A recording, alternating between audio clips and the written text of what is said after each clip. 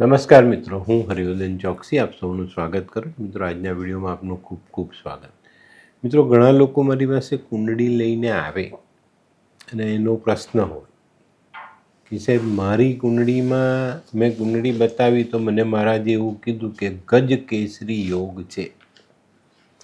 મારી પાસે પૈસા નથી, મારી પાસે પૈસા ટકતા નથી, પૈસા આવતા નથી, આવે છે તો એ વપરાઈ જાય છે.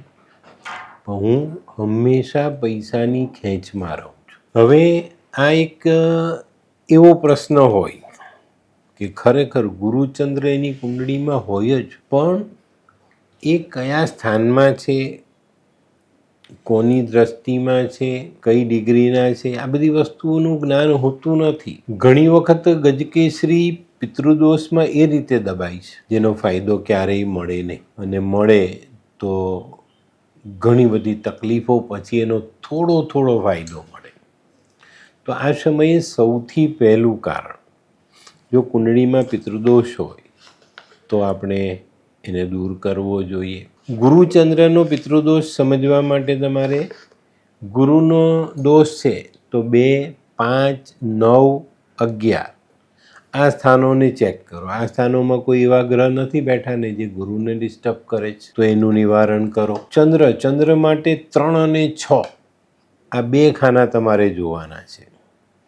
આ 2 ખાનામાં જો બુધ બેઠેલો હોય, કેતુ બેઠેલો હોય તો ચોક્કસ તમને આ ગુરુચંદ્રનું પરિણામ સારું ન મળે. ગુરુચંદ્ર કુંડળીમાં કોઈ પણ સ્થાનમાં બેઠેલા જ, પણ આ 2 સ્થાન આગળ જે મેં 4 સ્થાન કીધા, આવા સ્થાનોમાં જો કોઈ તકલીફ હોય તો મુશ્કેલીઓ પડે. ગુરુનો દોષ હોય ને તો તમારા ઘરના જે સભ્યો છે, કુટુંબના જે સભ્યો છે, એની સંખ્યા ગણીને 10 રૂપિયા એક માથા દીઠ ગણીને કોઈક મંદિરના ગલ્લામાં નાખીને ભગવાનને કહો કે મેં આ ઋણ ચૂકવું છે, એનો સ્વીકાર કરો. ચંદ્રનો દોષ છે તો નાની નાની કન્યાઓને જમાડો, એને ખુશ કરો, એને કોઈ સારી ગિફ્ટ આપો, ચોક્કસ તમને આ ઋણોમાંથી મુક્તિ મળે. આટલા નાના ઉપાય પછી તમારો ગજકેસરી દોડતો થાય. બીજો એક સરસ ઉપાય ગુરુચંદ્રને જગાડવા માટે, તમારા ઘરના ઈશાન ખૂણામાં એક નાનું ચાંદીનું ખાલી વાસણ તમારે એક ખૂણામાં રાખવું જોઈએ કાં દબાવવું જોઈએ. આનાથી પણ તમને ગજકેસરીનો સારામાં સારો ફાયદો મળે છે. ત્રીજું, ઘરમાં ચાંદીના વાસણ રાખો, ચાંદીના વાસણમાં જમો, ચાંદીના વાસણમાં દૂધ પાણી પીઓ, અને તમે શક્તિમાન હો તો 3 સેટ ચાંદીના તમારે તમારા ઘરમાં રાખવા જોઈએ. ચોથું કારણ, તમારા મકાનમાં જે સૂર્યનું સ્થાન કહેવાય, 5મું સ્થાન, એ જગ્યા પર તમારે ચાંદી રાખવી જોઈએ. 5મું, ઘરમાં ચાંદી રાખો અને વહેતા જલમાં તાંબાના સિક્કા વહાવો. કુંડળીમાં શનિ ખરાબ હોય તો એને સારો કરો, એના ઉપાય કરો.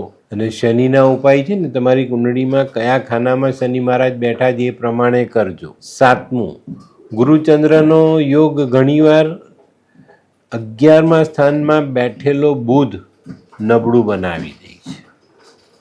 11મા સ્થાનનો બુધ છે, એના ઉપાય કરો. ખાસ કરીને માં દુર્ગાની, તમારા કુળદેવીની પૂજા અને નાની નાની દીકરીઓની સેવા ચોક્કસ આમાં તમને ફાયદો આપે.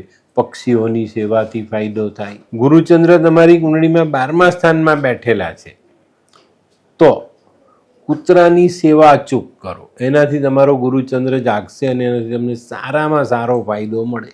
ગાયને રોટલી આપો. 12મા સ્થાનમાં ગુરુચંદ્ર હોય તો ગાયની સેવા પણ કરાય. કુંડળીમાં ગુરુચંદ્ર હોવા છતાં માનસિક ત્રાસ આપણને પડતો હોય, એનાથી નુકસાન થતું હોય, આપણને એવું લાગે કે કોઈકે કંઈક કર્યું છે, આપણી પર ઉપરની હવાની કંઈક અસર છે, માનસિક વિકાર થતો હોય તો રાહુના ઉપાય કરો અને શુક્રની સ્થાપના કરો. શુક્રની સ્થાપનામાં આપણે ઘી, કપૂર, દહીં, દહીં તો બહુ લાંબો સમય ન રાખી શકાય, પણ કપૂર ને ઘી, સફેદ કોટન વસ્ત્ર, રૂ આવી વસ્તુઓ ઘરમાં વ્યવસ્થિત રાખો અને એને સારી સુઘડ જગ્યા પર મૂકીને રાખો, એને સાચવો. હીરો પહેરાય, હીરો ઘરમાં રખાય, શુક્રની ધાતુઓ રખાય, અને રાહુ માટે ખાસ કૂતરાની સેવા કરવી જોઈએ આવા માણસોએ. જેને માનસિક વિકાર હોય ને એ લોકોએ ખાસ કૂતરાની સેવા કરવી જોઈએ, તેનાથી ચોક્કસ એને ફાયદો મળે. ચંદ્રને ડિસ્ટર્બ કરે, ચંદ્ર બુધ ભેગા થઈ જાય, ચંદ્ર કેતુ ભેગા થઈ જાય, 12મે સૂર્ય બુધ ભેગા થઈ જાય, ત્યારે આવી અસરો આપણા જીવનમાં આવતી જ હોય. પણ આને આપણે સ્વીકારીએ અને એને સારો ઉપાય કરીને એને યોગ્ય રીતે એને મજબૂત કરીએ તો ચોક્કસ આપણને ફાયદો થાય છે. તો મિત્રો, તમારી કુંડળીમાં ગુરુચંદ્રનો ગજકેસરી છે, છતાં પણ જો તમને કોઈ ફાયદો નથી થતો તો આ વિડીયો ચોક્કસ જોજો. તમારો ગુરુચંદ્ર તમને સારામાં સારું પરિણામ આપશે ને ગજકેસરી યોગમાં જે તમને સુખ મળવું જોઈએ ને એ સુખની તમને પ્રાપ્તિ થાય.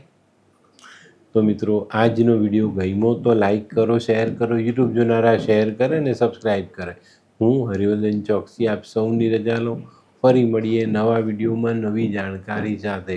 તો ચાલો બદલીએ. નમસ્તે.